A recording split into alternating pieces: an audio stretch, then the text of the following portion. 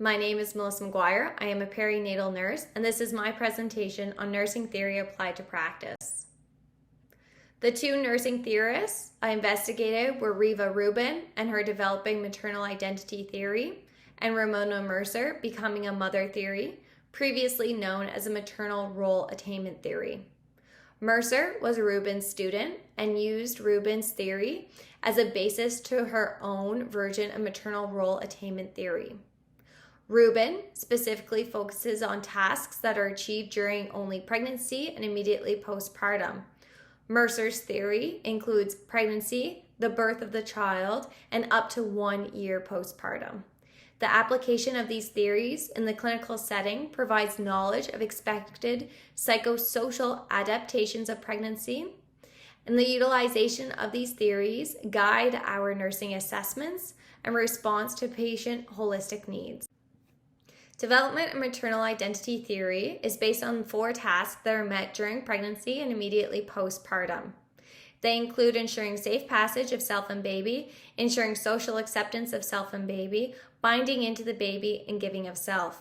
Rubin proposed these 4 tasks are not met in chronological order, but they overlap and reemerge during pregnancy and the immediate postpartum phase. Ensuring safety at the beginning of the pregnancy may look like seeking out prenatal care. By the end of pregnancy, it's the preparation for labor, seeking out knowledge of what to expect, and proposing your own birth plan. Ensuring social acceptance of self and baby is the acceptance women seek for their new roles as mothers. Rubin suggests a woman's adaptation to motherhood is strongly linked to the role models in her life, including their own mother, sister, or friends. This has changed slightly with the introduction of social media and the publicity of pregnancy announcements, gender reveals, bump pictures, and regular pregnancy updates. Binding into the baby is represented by prenatal attachment. Finally, giving of self is a complex task achieved by changes to the mother's lifestyle. They make changes to social and professional obligations as mothers. Furthermore, they endure the discomforts of labor, including the pain of contractions and the time it takes.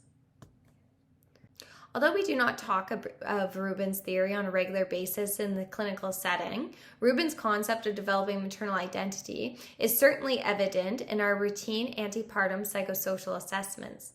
Knowing what to expect as a mother achieves each of the tasks previously mentioned help nurses identify potential risks. For example, with prenatal attachment, and if this task is not met, what that looks like for a woman during the intrapartum and postpartum phase. This clinical example explores the lack of binding in. I had recently cared for a very young mom during an elective C-section. The morning of the C-section, she did not show very much or any excitement at all. She was not interested in the fetal heart rate on the monitor, nor did she refer to the baby by name. It was apparent that the task of binding in or prenatal attachment was not met. This definitely influenced her actions in the immediate postpartum phase. Initially, she had agreed to skin to skin, but as I placed baby on her chest, she began panicking and requested I take the baby from her chest. Her reaction is definitely expected of a mother who demonstrates lack of binding in. Postpartum education for this woman in particular and her postpartum care focused highly on her emotional needs, and as nursing staff, we were able to refer her to a great program recently launched in our area that addresses moms that are at very high risk of postpartum mental health issues, including postpartum depression and postpartum anxiety. Knowledge of Rubin's binding in task helped me anticipate this mother's reaction and helped guide our approach to helping her with the experience of becoming a new mom. Like Rubin, Mercer emphasizes the importance of maternal newborn bonding. Her theory includes 4 major concepts that include characteristics of the mother, characteristics of the child, maternal role identity, and child outcome. She also addresses the macro, meso, and microsystem influences on these concepts and the 4 stages of becoming a mother. The anticipatory phase is the pregnancy itself, the formal phase is birth, and the informal phase is a period of time where she's highly dependent on expert opinion and the advice from family and friends in regards to the care of her newborn. The personal phase is characterized by mom's confidence and satisfaction with her ability to parent the infant. Her approach to parenting is based on personal values and experience, and during which she demonstrates a strong attachment to her child. For this clinical example, I have made up names. So this is Veronica. She's a healthy 27-year-old first-time mom. She came in her own spontaneous labor, acquired an epidural for pain management, and had a healthy baby boy after 12 hours. Parents were initially thrilled at the delivery. Now, granted, the baby did have issues transitioning and was brought to the warmer for an initial assessment, where nurses noticed that he showed obvious characteristics of having trisomy 21, or better known as Down syndrome. The pediatrician confirmed that the characteristics were unique to Down syndrome and introduced the concept to the parents. This diagnosis would later be confirmed by genetic testing. In accordance to Mercer's major concept, the infant characteristics, including his appearance, was challenging the parents' initial acceptance and movement through the stages of becoming a mother. This mother remained at the informal stage for longer than anticipated. There was obvious interruptions to the initial attachment to the child, and this put strain on the husband and wife. They were highly dependent on nursing during their extended hospital stay for feeding support and teaching how to care for their new baby. According to Mercer's theory, major concepts were negatively affected her, hence a slow transition to the formal stage of becoming a mother.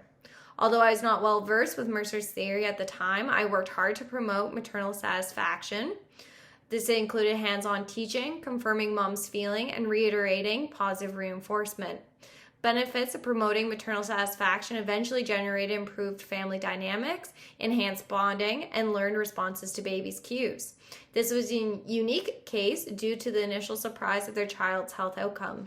The father made a particular comment on discharge. He said when he was found out he was having a boy, he was excited to play catch, to coach his son's hockey teams, and he was initially shocked with the diagnosis at first at delivery. And that prevented him from even wanting to hold him for the first 24 hours. However, he did admit that he loved him now as much as he would have otherwise. The strength demonstrated between this husband and wife helped with the attainment of becoming a mother and a father. We have since seen them at our hospital over the years, and they have certainly successfully met the formal stages of Mercer's becoming a mother theory. That baby boy is very well loved, and both parents are confident in their approach to his care, even if aspects of his development do not necessarily align with his peers.